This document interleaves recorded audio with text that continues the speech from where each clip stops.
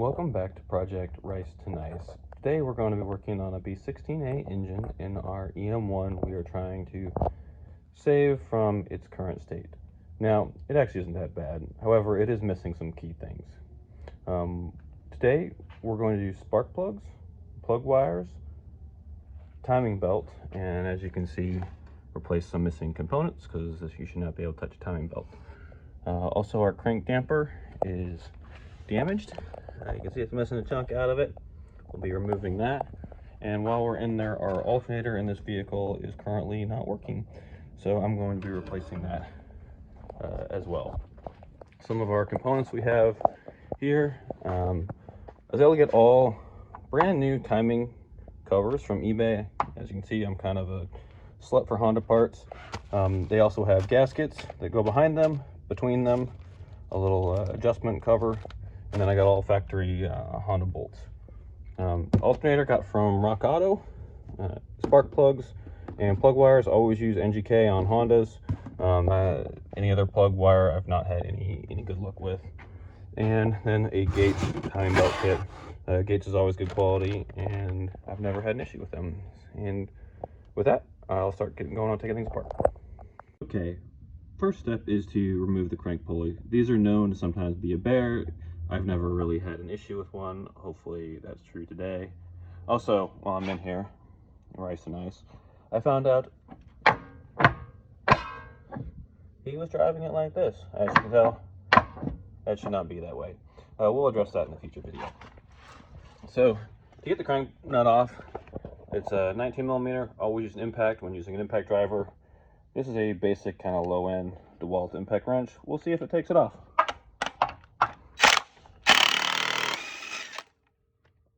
It'll zip the crank nut right off, so easy peasy. With that, I'll go to the next step. Next thing we do is need to get the driver's side motor mount off. Now, normally on an em1 they have 5 motor mounts. Because it says has port, it only has 3. So we need to support the engine when we take that out.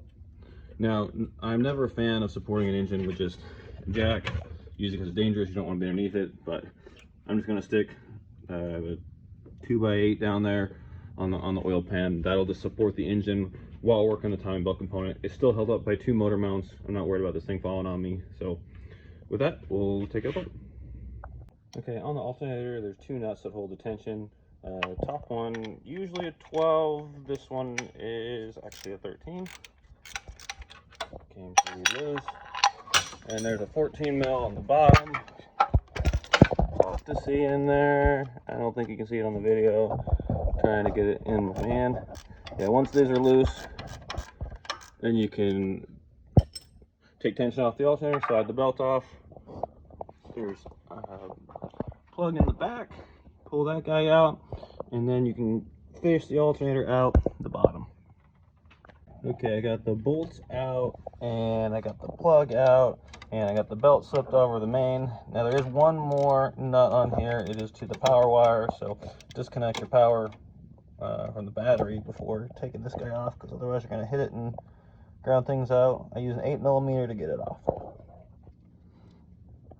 I actually ended up going out the top. I had to take the alternator bracket off onto the fuel rail so I could pop the injectors off, and then I was able to kind of slide out right here. It fit absolutely perfect. So a little more work than I thought, but it's off.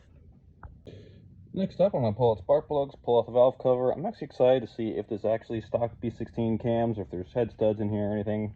I have no idea what's been done to this motor. Also, I'm going to demonstrate. These are old NGK plug wires, and this is why you buy NGK plug wires. Any other brand, they don't pull off. So that's why I bought new ones of these. I'm just going to pull these. They're all 10mm nuts. I'm going to pull them off, pull off the valve cover, and we'll go from there.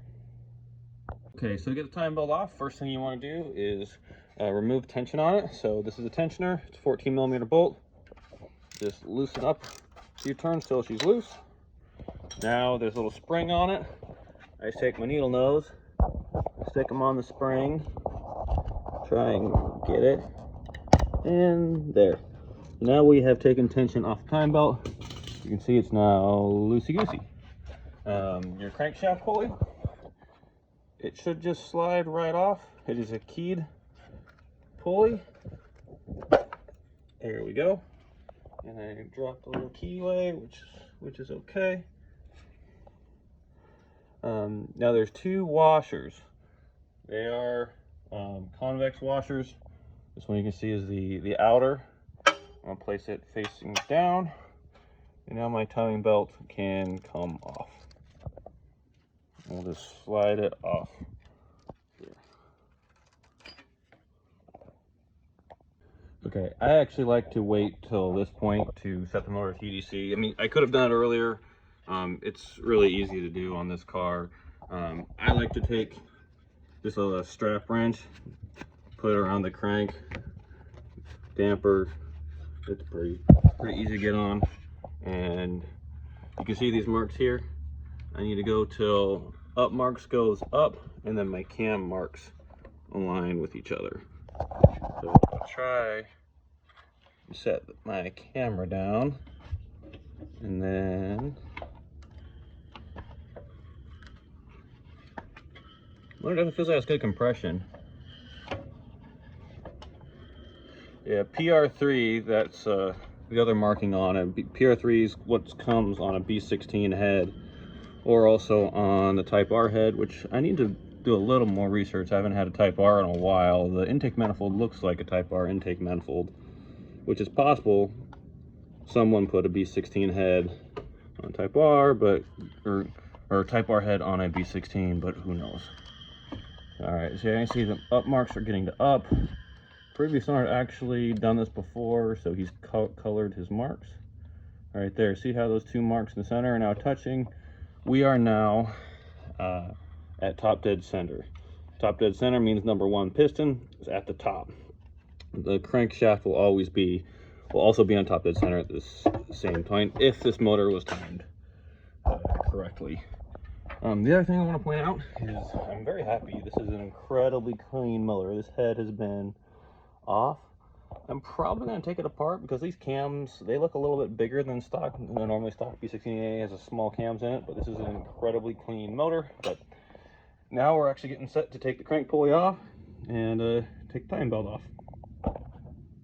Okay, I removed the other motor mount bolt. So next up is a water pump.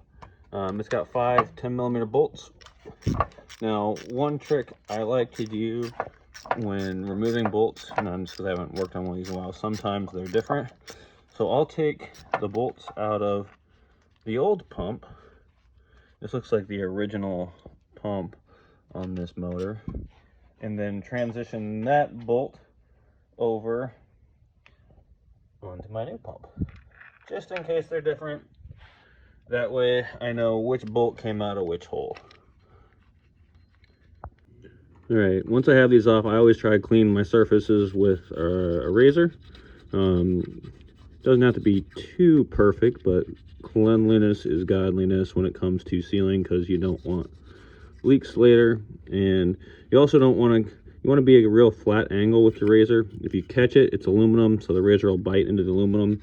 So if you just keep a nice steep angle, it'll just scrape off anything that's dirty. Okay, now it's cleaned off, and I know it looks like more on the video, but and it doesn't need it, but I apply just the slightest amount of silicone.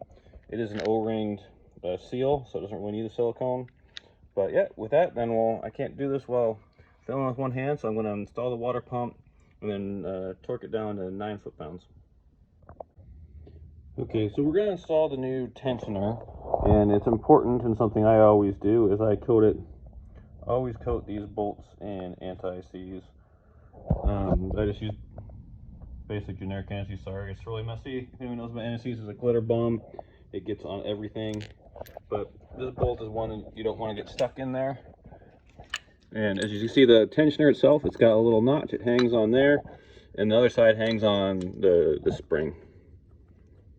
Now we'll put the tensioner spring on after we have the belt on. And I'm just going to put this in finger tight for now.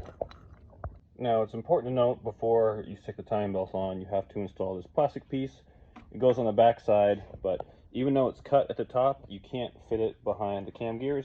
So I'm going to buzz the cam gears off really quick, install this piece, and then we get back into our reassembly. Okay, cams are out. Now you can see why this guy has to kind of go in first.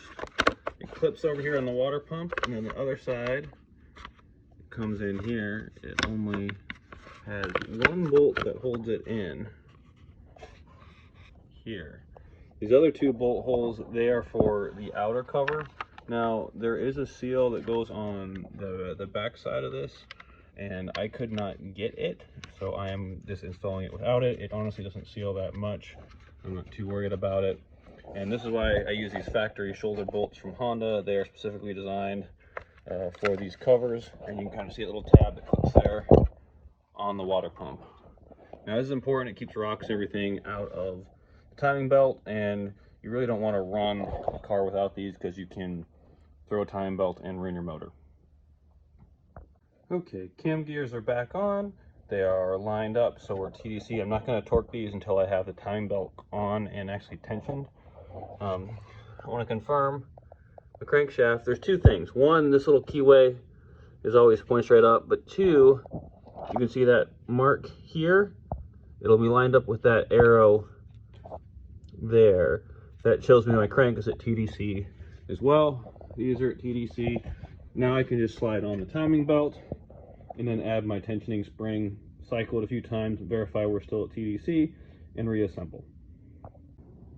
Okay, timing belt is now slipped on. Kind of the order of operations I do is I go cam 1, intake cam, exhaust cam, crank, get it over the tensioner pulley, and then sliding it over the water pump last. So now we're going to put our spring on here, which I'm trying to do it while holding the camera. Oops. So once I slip this on, whoops, I messed up. I will do that off camera. The process is just you tighten this bolt down, then with the spring on, you turn the motor over. I turn it over a few turns, loosen and tighten, turn it over a few turns, loosen and tighten. I kind of see when there's the most amount of slack in this side, and then I loosen and tighten. But I'll show you how you can still get to it with the timing belt cover on. And the other important thing to note is this washer has convex side. You kind of see that side needs to go facing the timing belt with the other side facing the pulley. It goes on here, kind of holds everything together. So I'll get that on, and then I'll show you how I'm going to put on that lower cover and then the timing marks on that. Brand new lower cover here, so you can see this white mark here. That's going to actually line up as a timing mark with your new crank pulley. This I actually got the little gasket for. There's a little plug in there. That's where you're going to tension your tensioner when you turn it over. I did get brand new OEM Honda gaskets. I got all my parts from OEM Honda parts for all these little gaskets and fasteners, and this just installs the block using 5 of these little Honda shoulder bolts. I got them from OEM Honda parts as well. So I'm just gonna throw that on and then show you what it looks like from there. I had to put the motor mount back on. You want the motor mount on before you do it, because if you can't get to that bottom bolt with that lower timing cover on. Okay, brand new crank pulley on the left. I actually got it from Jags. It was very affordable, surprisingly. It looks like a quality piece though. Slightly larger than the stock one, but I don't think this is actually the correct one for this engine. But we're just gonna install it. So don't forget your little tab here. You just slide your keyway in. Make sure your washer is in there. You can see it with the new cover on. I think it looks nice and slick.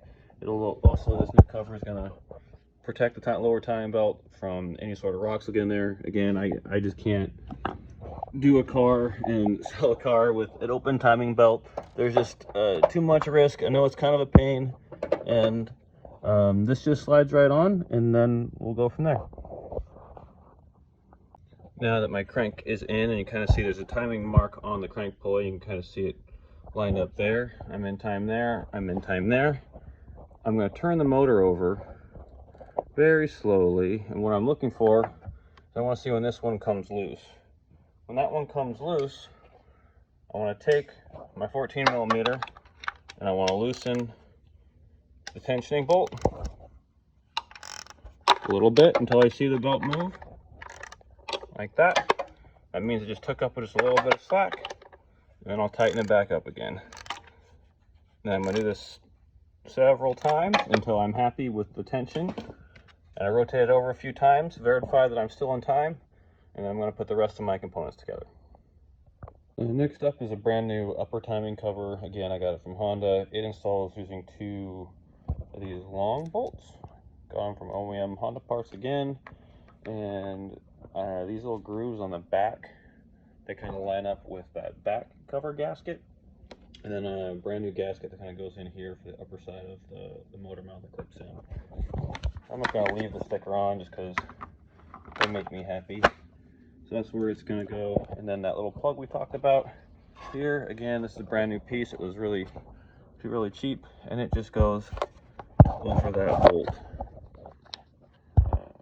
for the tensioner in there.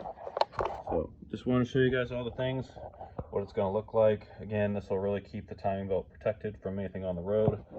I want to sell this car, and I want it to be, hey, this is reliable. It's not just going to have an issue. I know a lot of people don't like to put these timing covers on.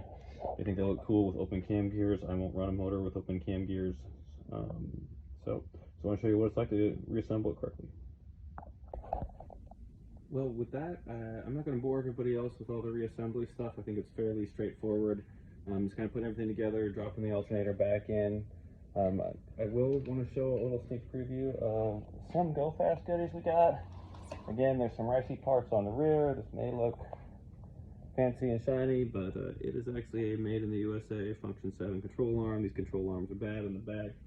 One of the things I'm going to do on my next project. So again, please feel free just to continue to follow on and let me know what you think about this project.